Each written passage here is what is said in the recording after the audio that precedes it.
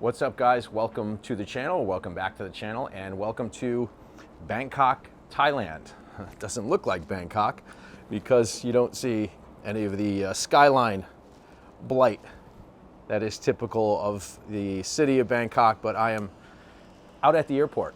And in this video, I want to talk about a couple of things, mainly hotel points and hotel points systems.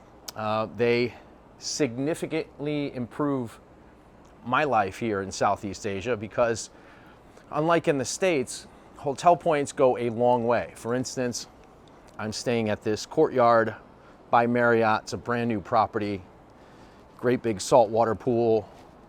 There's a swim up bar, a lot of greenery, kind of a luxurious stay, particularly for a Courtyard. But I only paid 12,000 points for this hotel. To give you a point of reference, your nearest rundown Courtyard by Marriott that has no saltwater pool, no grounds, and is anything but a brand new property would usually go for like 36,000 points, maybe 50,000 points. You certainly wouldn't get it for 12,000 points. But I've scored plenty of hotels here in Thailand, in Cambodia, Vietnam, and I think Philippines. So at least I looked into what the points would be for me to get a hotel, a Marriott, in the Philippines or in Singapore. And Singapore, for instance, can be super spendy.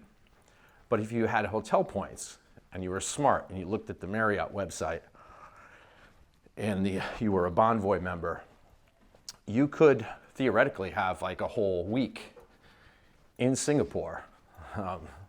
I could, if I had, I don't know, 20, 40, 60, 80, if I had 100,000 points, 70,000 points maybe, I could have a whole week in Singapore and be fed the whole time, because a lot of these hotels have what's called a club lounge. Again, something you don't really find in the States, but here in Southeast Asia, the club lounge is like a big deal. So if you're a high tier member of a Marriott or Hilton or Accor, at least with the Marriott, and at some of the better properties, the Marriotts, the Sheratons, not some of the Aloft, some of the lower brands, they don't feed you dinner, but most of the hotels I stay at, they feed me breakfast, lunch and dinner and alcohol.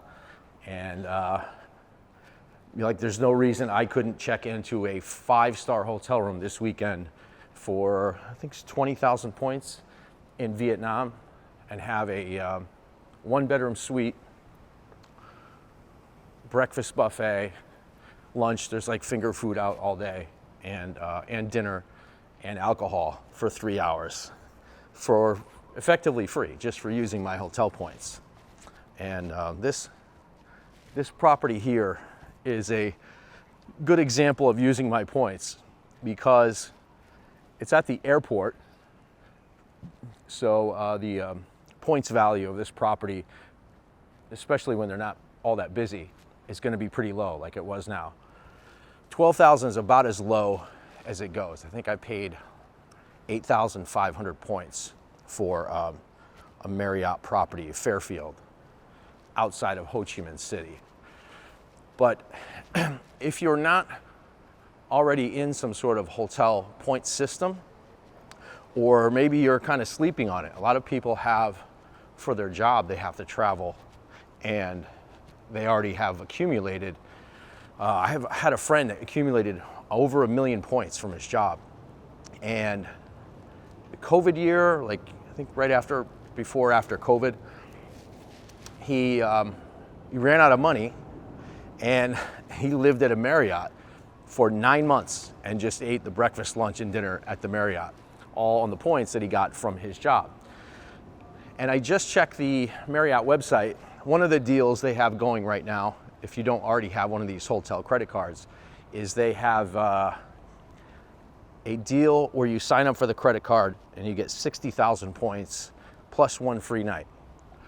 So you could, if you're one of you guys who are thinking about your first trip to Southeast Asia, planning the next one, trying to figure out how to make the most of it, you could sign up for like the Marriott Bonvoy Chase card and then the Hilton Honors card. I think Hilton's offering 80,000, 100,000 points. I think their point system is about the same.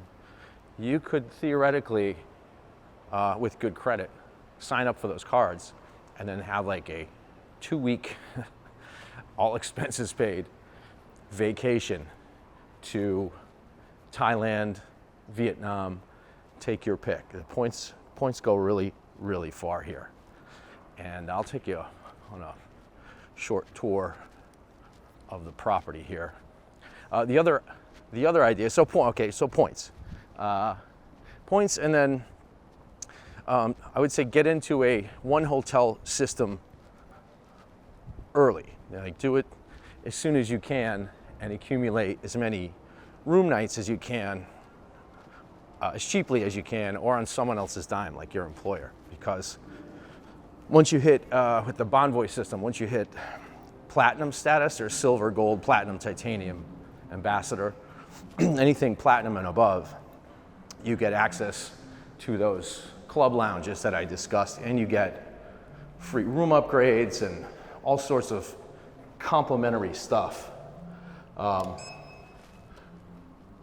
other idea I wanted to talk about is decompressing from Bangkok. This is something, where the hell am I going?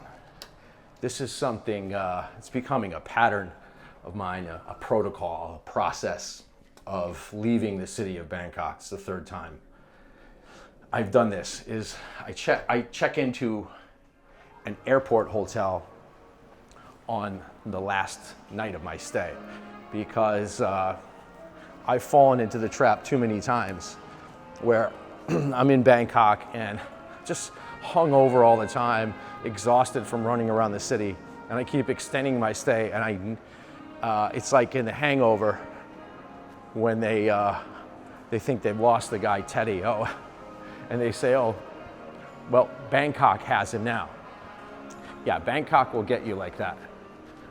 And it could be a hard city to leave. And then it's like a really harsh transition to fly out of Bangkok, finish your last night of partying in Bangkok, and then get to the airport, which is like 45 minutes away through traffic, and then get to your flight. So I met a lot of people here at this property in the last day that I've been here that are doing the exact same thing. And so this is sort of, these airport hotels, they have bigger grounds, the air's a little fresher. This particular property, they got a nice big gym, the nice pool. I've been able to decompress from the city before flying back home. And if any of you watching are planning your first trip to Bangkok, you might want to build in like a couple of buffer days, decompression days. This one day out of the 8 days I've been here, this one day at the airport hotel is the only time that I really relaxed. The city is pretty stressful. So, just a word of advice. You may consider building into the back end of your Bangkok trip a day or two that's, in between the city and the airport. Maybe go to Pattaya to the beach. But Bangkok is pretty rough, man. I'm exhausted and just thoroughly beat up by that place. And I had if you saw my last video, I had the brain cancer scare, which added an unwanted layer of stress to my trip, my medical tourism event there at the Phaya Thai 2 hospital.